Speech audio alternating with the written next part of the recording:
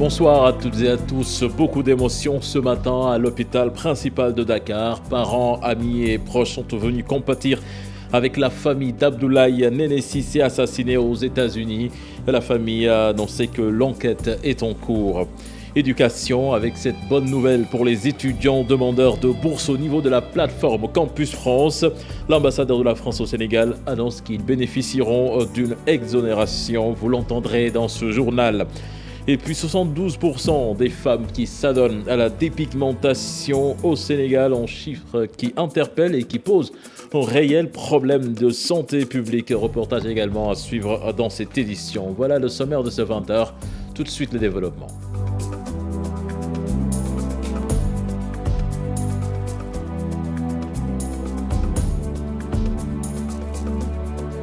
Bienvenue à toutes et à tous. Tout d'abord, un bus de transport en commun s'est renversé sur la route nationale numéro 1. Bilan provisoire, 2 corps sans vie, 6 blessés graves et 14 légers. L'accident s'est produit aux alentours de 0h à hauteur du virage de Cœur-Martin.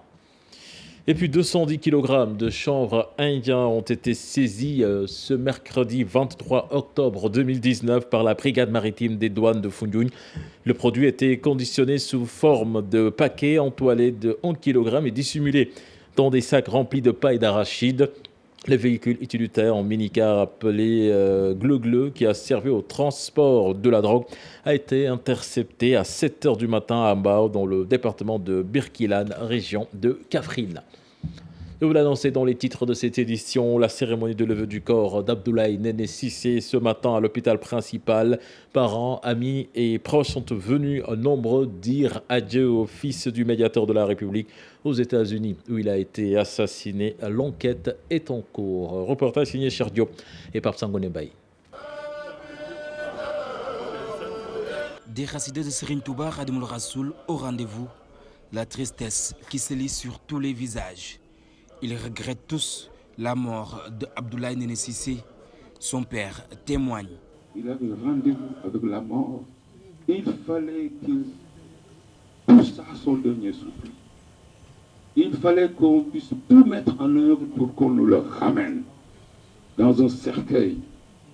Alors que pour un garçon solide, je peux vous assurer qu'il en était un. Pour un garçon courageux, je peux vous assurer qu'il en était un. Pour un garçon rompu aux techniques de combat, je peux vous assurer qu'il en était un. Le fils du médiateur de la République décédé aux États-Unis, où il a été poignardé. Une mort atroce. Tout le parti, mais tous les citoyens sénégalais, parce que Badr Cissé était un homme très ouvert. Badr a des relations humanitaires avec tout le monde, y compris la presse, qui perd son fils. Donc nous sommes tous interpellés et c'est la raison pour laquelle nous sommes venus compatir à la douleur, accompagner et prier pour le repos de son âme. Je présente au médiateur de la République, Maître Alioune Badara Cissé, ainsi qu'à sa famille éplorée, toutes les condoléances et prie pour que le bon Dieu l'accueille en son paradis céleste. C'est une épreuve extrêmement douloureuse que de devoir enterrer son fils. Donc nous sommes venus formuler des prières pour que notre fils, qui nous a devancés, rencontre la miséricorde et le pardon de son Seigneur. Des Sénégalais décédés en dehors de leur pays. Ces politiques font appel aux décideurs pour plus de sécurité. Toutes les secondes, des gens meurent par balles perdues ou par des atrocités qu'on ne peut pas en tout cas qualifier. Donc c'est de la responsabilité de chaque État de prendre ses dispositions en matière de sécurisation des personnes. Dans des moments pareils, non seulement l'État doit être présent, mais on continuera dans une forme dynamique à prendre toutes les dispositions idoines pour que nos compatriotes, quel que soit par ailleurs l'endroit où ils se trouvent, puissent vaquer à leurs occupations et vivre librement. Abdoulaye Néné Cissé est mort mercredi dernier, le jour de son anniversaire. Le fils de Alioune Badara Cissé servait dans l'armée américaine. Il est inhumé à Touba. Un appel à témoins est lancé pour trouver l'auteur du crime et l'enquête se poursuit. Puis Alioune Badara Cissé, lui, a magnifié la réconciliation de la famille libérale. Le médiateur de la République dit souhaiter que la paix règne dans l'espace politique. C'était en marge de la levée du corps de son fils. Des propos recueillis par Cheikh Diop et Pape Sangoné Mbaye. Le président Abdoulaye Wade doon wax suñu ay mbokk, monsieur le premier ministre de cette, excusez-moi, je vais faire une mënu leen mais yéen yow nangam diw lu Idrissa dugg yaa ko ci dugg. Abdoulaye Wade disait souvent qu'on le laisse avec Idrissa Seck. Je pense qu'on ne vous fera jamais confiance dans un autre parti. Dans son appel à un vaste rassemblement d'une formation libérale, si Abdoulaye peut partir et laisser ses empreintes dans un Sénégal réconcilié avec lui-même, now is the time to do so. Ce n'est pas l'appel d'un politique, c'est un appel d'un technicien de la paix que je suis devenu depuis le 20 août que j'ai repris la charge du professeur Serigne. Le politique en nouveau front de l'opposition voit le jour. Il est composé de 3 des 4 candidats malheureux à la présidentielle. Une nouvelle donne analysée par un membre de Benno Bokk Gis Gis et l'analyste politique Mamadou Thior, en sujet signé à Pape Faraning et Yafaraba. Une nouvelle recomposition du paysage politique avec la mise en place du nouveau front de l'opposition. 3 des 4 candidats malheureux à la dernière présidentielle font bloc pour proposer une alternative crédible aux Sénégalais. Au lendemain des élections présidentielles, nous avions mis sur pied un cadre pour apprécier et analyser ces élections que vous connaissez tous, l'issue et les conditions d'organisation. Les anciens candidats, le président Madické Niang, le président Issa Sall, le président Idrissa Seck, qui conduisaient une coalition dans laquelle il y avait le président Malick Gakou, le président Pape Diop, le président Hadjibou Soumaré, se réunissaient pour apprécier et harmoniser par rapport à l'issue de cette élection. Une suite logique dans un contexte de retrouvailles Wade-Macky, que les camps se multiplient dans l'opposition pour préparer les août prochaines. Mais depuis que Macky, Sall et Wade se sont vus, vous savez, c'est normal parce que on parle des retrouvailles de la grande famille libérale. Tout à fait normal qu'il y ait de telles manœuvres au sein de cette opposition-là pour maximiser leurs chances en direction de 2024. Mais un cadre sans Khalifa Sall, le PDS et certains ténors de l'opposition. Toutefois, les initiateurs disent que le front reste ouvert pour toute l'opposition. Je pense que comme Khalifa voulait être candidat en 2019 et que ça n'a pas pu se faire, en direction de 2024, je le vois mal ne pas être candidat, avec tout le mal qu'il s'est donné jusqu'à aller en prison. Donc je pense que même s'il doit rejoindre ce front, ce n'est pas pour ne pas être candidat en 2024. Dans ce même front, pourtant, il y avait les Ousmane Sonko qui ont leur coalition. Déjà, il y avait les Abdoul Mbaye qui ont leur coalition, comme pour dire que nous sommes la 3e coalition dans ce front où tout le monde se regroupe. Donc nous ne faisons pas bande à part. Une énième coalition pour faire face au régime du président Macky Sall dans un contexte où l'idée d'un 3e mandat est agitée. Annoncé également dans les titres de cette édition du nouveau à la plateforme Campus France. Cette année, tous les étudiants demandeurs de bourse auront une exonération, informe l'ambassadeur de la France au Sénégal. En plus de cela, 15 formations seront disponibles. La République française veut aller vers des formations à courte durée en engagement, salué par le ministre de l'Enseignement supérieur du Sénégal, Cheikh Oumar Anne. C'était lors de la journée porte ouverte de Campus France. Maïmouna Ndiaye et Youssou Baron. Franck faisait partie de ces milliers d'étudiants intéressés par Campus France. Après l'annonce sur la hausse des frais d'inscription, il avait claqué. Mais aujourd'hui, l'étudiant en master affiche le sourire. C'est ça, ça m'a quand même dérangé, moi déjà l'étudiant, de voir que tu vas là en France et qu'on triple l'inscription. C'était un peu j'étais un peu fâché. Mais quand j'ai appris qu'on a dû suspendre cette loi, j'étais très content là. Cette année, tous les étudiants demandeurs de bourse ont une exonération en attendant la décision du Conseil d'État. Cette décision du Conseil constitutionnel consacre le principe de gratuité. Mais il a admis aussi la possibilité de contributions, je le cite, modiques aux frais qui sont engagés lorsqu'on entre à l'université. Mais il n'a pas défini exactement ce qu'il entendait par modicité de la contribution. Et donc on est aujourd'hui dans cette situation de devoir attendre une décision subséquente qui devra être prise par le Conseil d'État, qui précisera exactement quelles sont les conséquences de la décision du Conseil constitutionnel. 15 formations ouvertes, un double diplôme. L'État du Sénégal salue ce grand pas. Je suis particulièrement heureux de voir que ce projet propose déjà 15 formations aux étudiants sénégalais dès cette rentrée universitaire. Ces formations sont d'autant plus importantes à nos yeux qu'elles ont été conçues pour répondre aux besoins prioritaires identifiés par le plan Sénégal émergent. La France, premier pays d'accueil des étudiants sénégalais, leur nombre est estimé à près de 11 000 avec 24 établissements partenaires. Puis le ministre de l'Enseignement supérieur s'est également prononcé sur l'affaire des attestations délivrées à des journalistes béninois et le mot d'ordre de 72 heures du SAES, Cheikh Oumarane, affirme que la situation est en train d'être gérée à l'interne. Je vous propose de l'écouter toujours au micro de Maïmouna Ndiaye et Youssou Baro. C'est une question interne. Nous suivons l'évolution de la situation. Mais nous réaffirmons ici que nous tenons à préserver la qualité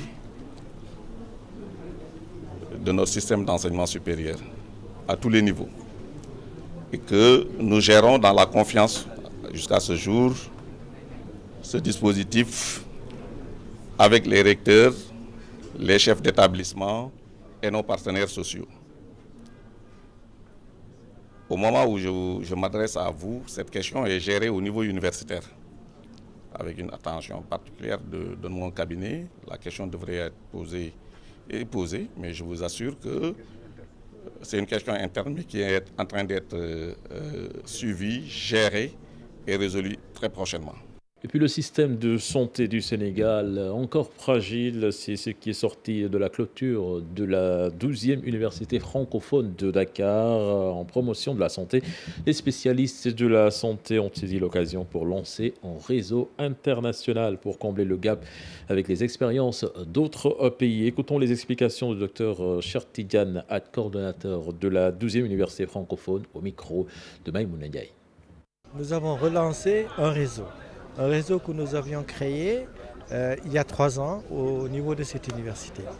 Ce réseau qui va s'intéresser à un problème que nous partageons dans tous les pays, pratiquement aujourd'hui. C'est véritablement la faiblesse des systèmes de santé en Afrique, mais en discutant avec nos collègues des autres pays, on s'est rendu compte aussi que c'était un problème qui existait dans leur pays du Nord. La désarticulation des systèmes de santé, n'est-ce pas, le manque de cohésion entre les différents programmes. Donc pratiquement, il y a une certaine verticalité des actions qui sont entreprises. En particulier au Sénégal, il y a encore beaucoup de choses à faire, comme dans tous les pays. On n'a pas un système tout à fait excellent, non, mais c'est toujours quelque chose à refaire et à parfaire. L'hôpital général de Grand Yoff porte désormais le nom de l'hôpital général d'Idrissa Pouye. L'infrastructure a également abrité l'inauguration d'une unité d'angiographie et cardiologie interventionnelle. Là-dessus, je vous propose de suivre ce compte-rendu signé Fatimata Touré et Modou Diop. C'était où au départ, Ogui ensuite, l'hôpital général de Grand Yoff porte désormais le nom de son fondateur, le professeur Idrissa Pouye, une manière de rendre hommage à un professeur émérite selon le ministre de la Santé. Par cet acte très fort, le chef de l'État a voulu rendre hommage, un hommage mérité à cette université du pays qui a marqué l'histoire du système de santé du Sénégal. Médecin émérite, premier Sénégalais agrégé en orthopédie et traumatologie, le professeur Pouye nous lègue un très grand héritage. Par la même occasion, l'unité d'angiographies et de cardiologie interventionnelle est inaugurée comme pour faire d'une pierre deux coups. Aujourd'hui, en plus de célébrer un grand homme, nous inaugurons une très belle réalisation médicale, à savoir l'unité d'angiographie et de cardiologie interventionnelle. Cette nouvelle acquisition traduit encore une fois la volonté de son Excellence le Président Macky Sall d'assurer le relèvement continu du plateau médical des hôpitaux du Sénégal suivant les normes et standards internationaux. Cette acquisition s'inscrit aussi dans le cadre de la mise en œuvre de la stratégie de prise en charge des maladies cardiovasculaires qui constitue l'une des premières causes de décès de l'adulte au Sénégal.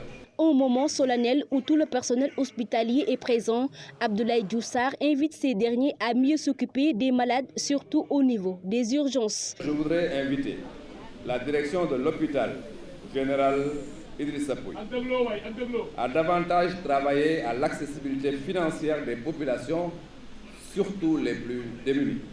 Parents, proches, disciples, tous ont rehaussé de leur présence la solennité de la cérémonie durant laquelle un vibrant hommage a été rendu au professeur Idrissa Pouye. C'était également annoncé dans les titres. Pékin, 72% des femmes s'adonnent à la dépigmentation. Cette beauté artificielle coûterait 10 milliards l'année à celles qui s'y adonnent. Cependant, ce changement de couleur de peau n'est pas sans conséquences, notamment sur le plan sanitaire. Un reportage signé Salif Sow et Asmalik Diop. Noyée dans une crème de regret, elle parle d'une perte d'argent, de temps et d'énergie au prix d'une beauté artificielle, partie, oubliée, appartenant à une autre vie. Parce que day yàq sa yaram waaw type yi ngay diwoo day gindi ay heure yu kenn xamul lay indi sa yaram moo tax ma bàyyi ko. waaw daf ma commencé woon di ma indil ay heure ku rëbët xam nga boo amee ndoxu siti boo commencé diw xeesal rek da ngay gis day ñëw. xaalis la kañ xeesal kañ xaalis la parce que type bi am na bu jar 1000 francs ay 500 yooyu lay jar xaalis la daal budget la daal. À Pékin, c'est dans la banlieue de Dakar, 3/4 des femmes se dépigmentent, les jeunes filles en premier. Mais celles-ci, en revanche, refusent de toucher à ce type de lait de corps. Non, man musuma xeesal. Xeesal moom baaxul parce que souvent dañ ci gis ay effets secondaires et tout. Te loolu daal dafa baaxul, c'est pas naturel aussi. Je préfère garder ma peau. Elles se font toutes belles pour elles, mais aussi et surtout pour les hommes.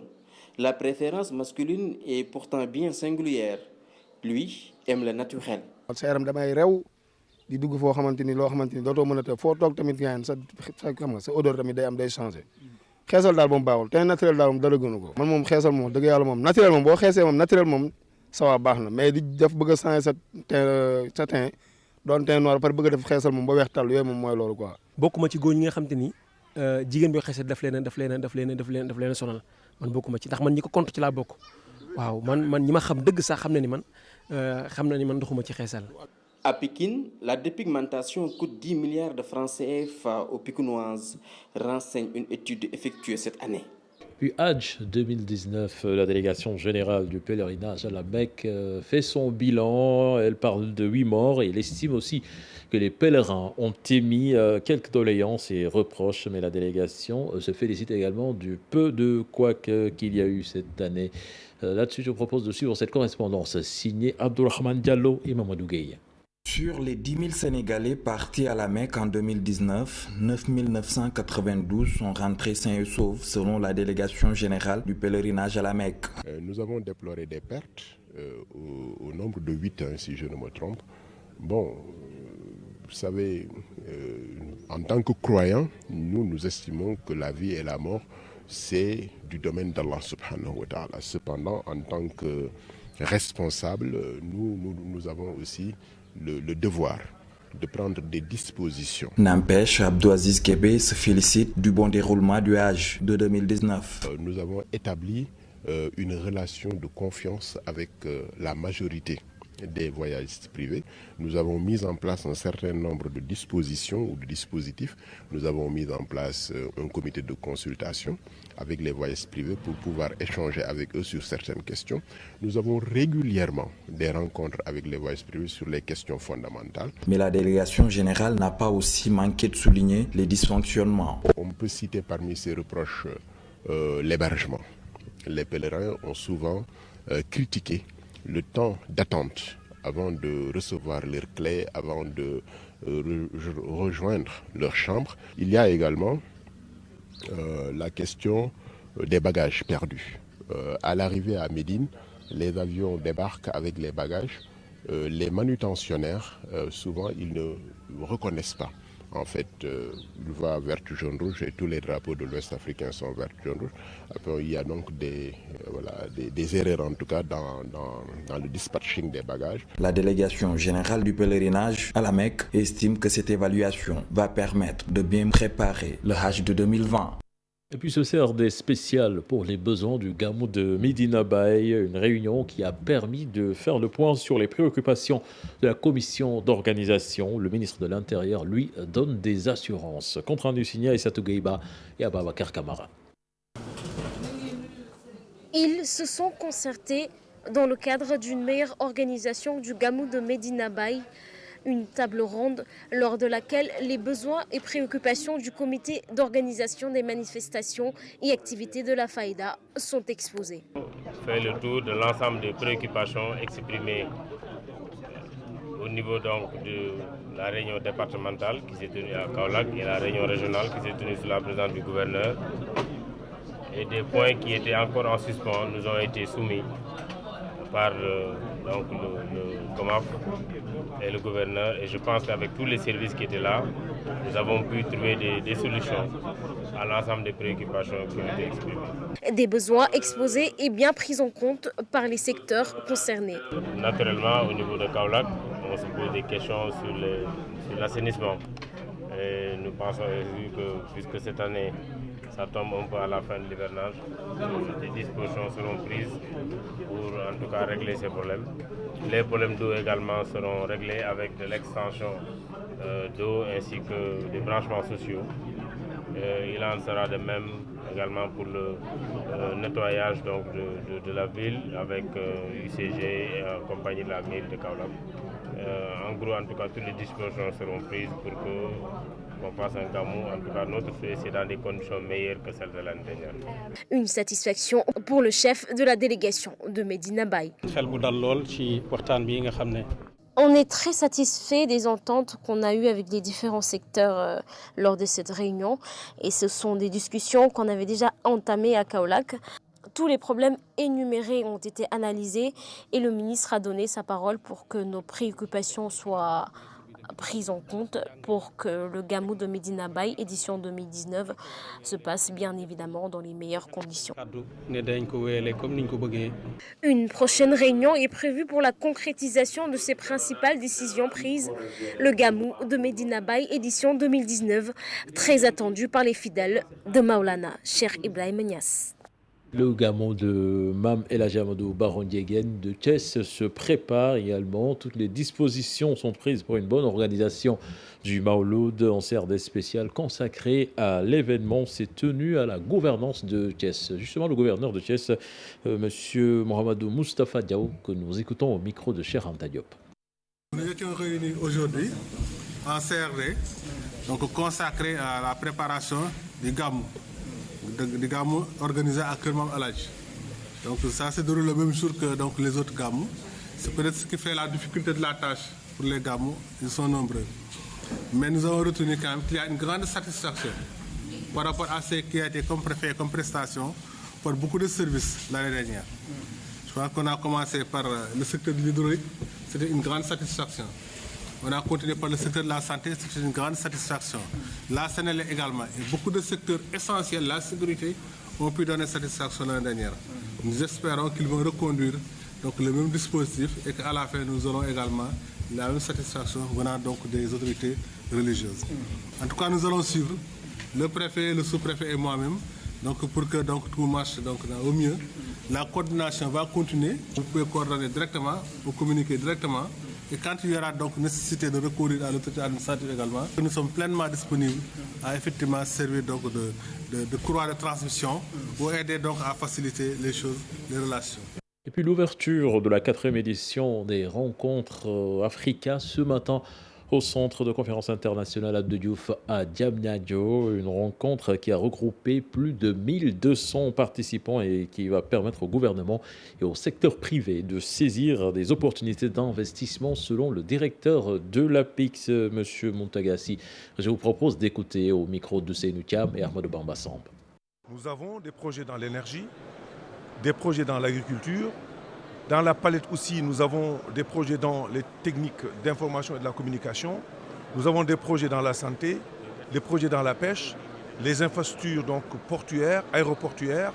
Et ce sont ces projets, du fait de leur intérêt et d'une plateforme importante de réforme, qui ont fait que les investisseurs privés étrangers ont répondu à notre appel. Nous allons vers une quinzaine de sessions.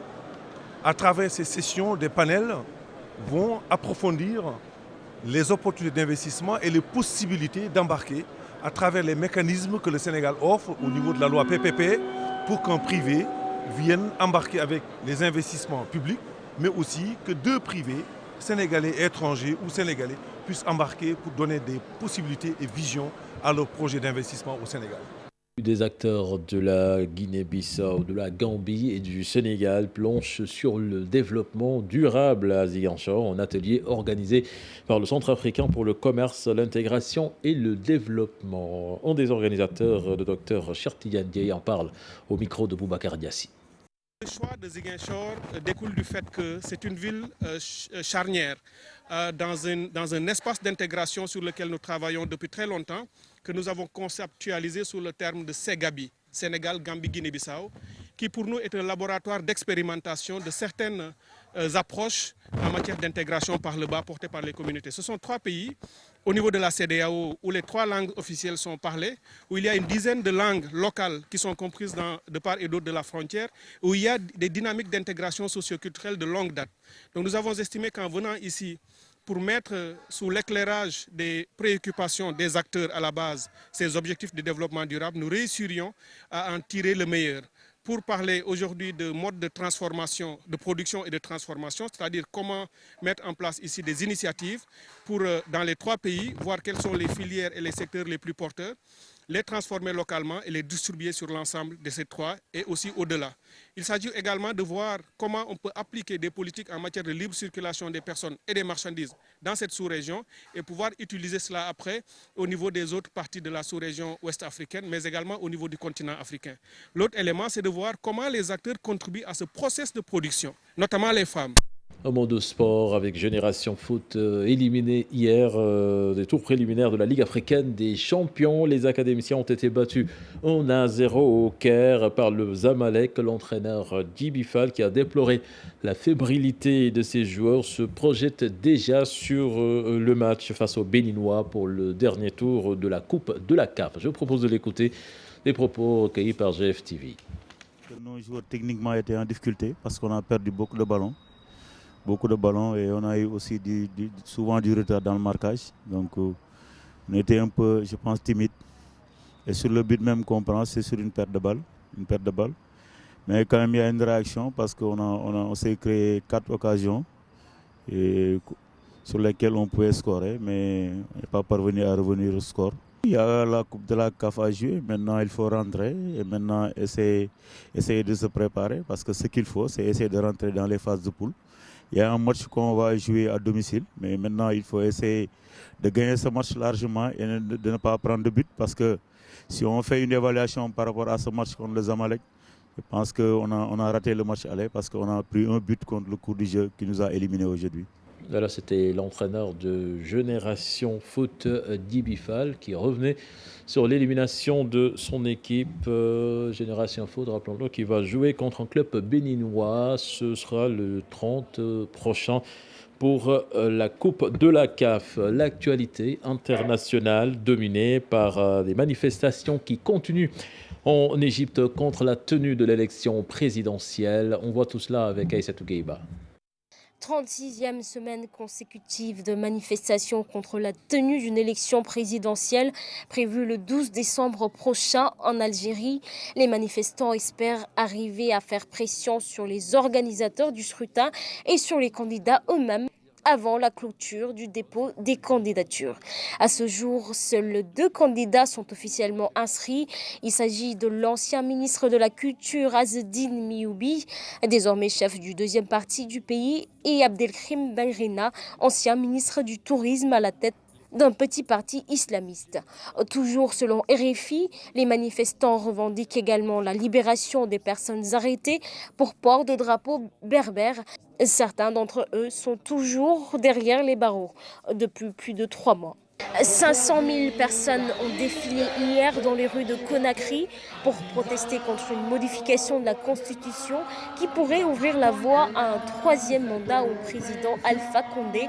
Une manifestation qui s'est déroulée sans heurts ni violence entre les forces de l'ordre et les manifestants, et se félicitent les leaders de l'opposition politique. Néanmoins, les principaux leaders issus de la société civile ont été condamnés à des peines de prison ferme ce mardi. Un autre point de revendication de ces manifestants, la libération des acteurs arrêtés. Une autre mobilisation est attendue la semaine prochaine. Rapport indonésien sur le crash du Boeing 737 MAX faisant 189 morts le 28 octobre 2018. Les conclusions de l'enquête sont aujourd'hui publiées. Selon les enquêteurs indonésiens, la cause du crash serait un défaut de conception du système de commande du vol du Boeing 737 MAX, une formation inadaptée des pilotes et des performances médiocres de l'équipage ont conduit au crash de cet avion de la compagnie Lion Air au large de l'Indonésie, d'après nos confrères de RFI. Après la publication de ce rapport, Boeing a présenté ses condoléances aux familles des victimes. Le groupe a annoncé avoir apporté des modifications au système qui était mis en cause après le crash. Le directeur général de Boeing rassure, des revendications empêcheront que les conditions de commande de vol apparues lors de l'accident ne puissent se reproduire. Aïssatou Gueiba, c'était le dernier élément de ce journal. Prochain rendez-vous pour l'information sera 0h avec le tout en images. On vous laisse avec Ara.